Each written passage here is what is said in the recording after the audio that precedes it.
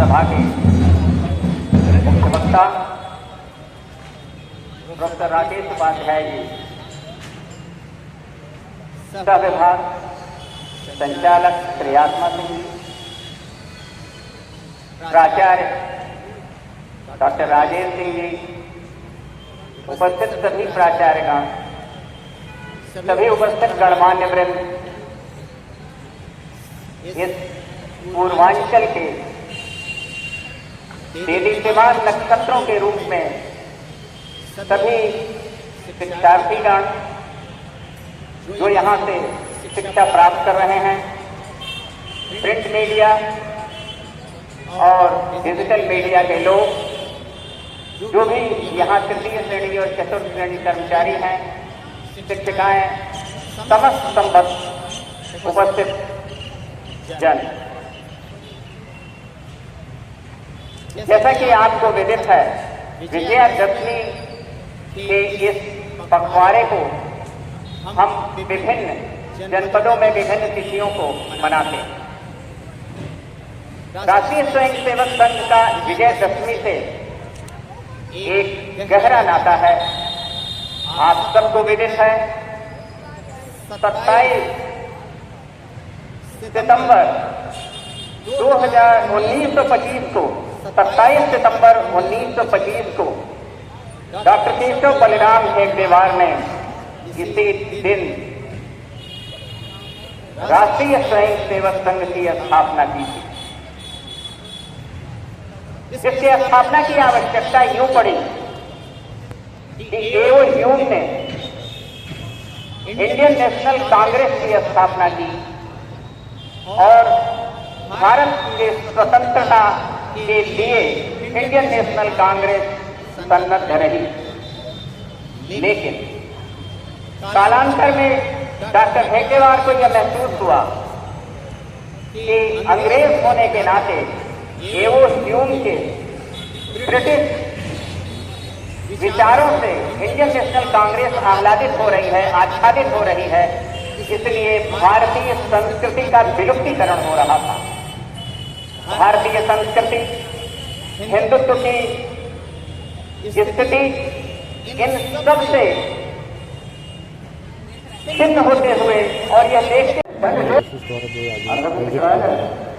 देखिए, संघ की स्थापना के 100 वर्ष पूर्ण हुए हैं और इसलिए जगह जगह देश भर में, नगर में, बस्तियों में, ग्रामों में जो संघ के स्वयंसेवक हैं वो अपने विजयादशमी पर संघ की स्थापना का उत्सव मना रहे हैं और इस क्रम में वो संघ के कार्य को, संघ के सेवा कार्यों को और समाज तक ले जा रहे हैं। वो समाज के बीच में अपने कार्यों को बताने के लिए और समाज के भीतर एक भावना जगाने के लिए कि हम सब लोग एक हैं।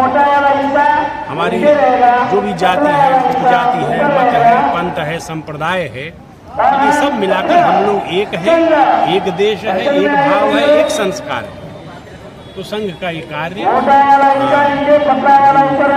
आज 100 वर्ष का हो गया है, तो उसका उत्सव मनाने के लिए ही सब संघ के स्वयंसेवक अपने ग्राम नगर में जुट रहे हैं और समाज का आशीर्वाद प्राप्त कर रहे हैं। कभी दौड़ा है, क्या कहना चाहेंगे? गोरखपुर आगमन हो रहा है?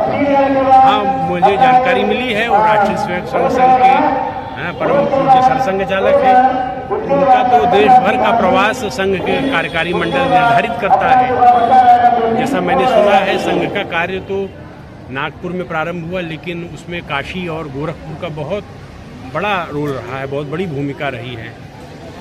महाराष्ट्र से संघ के जो शुरुआती प्रचारक निकले और जो डॉक्टर हेडगेवार के समय निकले, उसमें एक नानाजी देशमुख भी थे और वो तो इसी गोरखपुर आए थे। तो संघ का कार्य विस्तार नागपुर के बाद अगर कहीं हुआ तो काशी में हुआ और फिर उसको बड़ी शक्ति गोरखपुर से मिली है। नानाजी देशमुख ने इसी पक्की बाग विद्यालय को आप देख रहे हैं, तो एक तरह से उनके साथ के जो कार्यकर्ता थे, कृष्णचंद्र गांधी जी थे, नाना जी थे, इन सब लोगों ने यहाँ संघ की शाखा प्रारंभ की। भाऊराव देवरस थे। तो संघ का कार्य गोरखपुर में बहुत पुराना है, बहुत, और उसमें गोरखनाथ मंदिर का भी बड़ा योगदान रहा है संघ के कार्य को आगे बढ़ाने में। उस समय जो महंत थे, महंत पूज्य दिग्विजयनाथ जी महाराज, तो उनका भी बड़ा अच्छा संबंध था नाना जी से। और नाना जी ने इस पूरे पूर्वांचल के क्षेत्र में संघ के कार्य को स्थापित किया, आगे बढ़ाया। यही संघ के इतिहास में वर्णित। सर, कांग्रेस कहती है कि संघ पे बैन लगा देना चाहिए या मेरी सरकार आएगी तो इस पे बैन लगा देंगे। तो बैन हटा क्यों लिया? पंडित नेहरू के समय लगा तो था, और फिर उसके बाद भी मैं समझता हूँ नरसिंह राव के समय भी बैन लगा था। ये सब एक राजनीतिक बातें हैं। इसको माननीय न्यायालय ने अनेक अवसरों पर संघ की देशभक्ति और संघ के सेवा भाव की सराहना की है। और अब तो ऐसा कोई विषय नहीं है। वो संघ के बारे में एक दिग्भ्रमित वातावरण किन्हीं कारणों से निर्मित किया जाता है, कुछ वोटों को पाने के लिए। सर, अभी एक भारत सरकार के प्रधानमंत्री जी ने जीएसटी को कम करके बड़ा ही नया प्रावधान लिया है, क्या कहना चाहेंगे इस पर? भारत सरकार के प्रधानमंत्री तो हैं ही, भारत के भी हमारे भी प्रधानमंत्री हैं, आपके भी प्रधानमंत्री हैं। संवैधानिक व्यवस्था में वो इस देश का कार्यकारी नेतृत्व कर रहे हैं।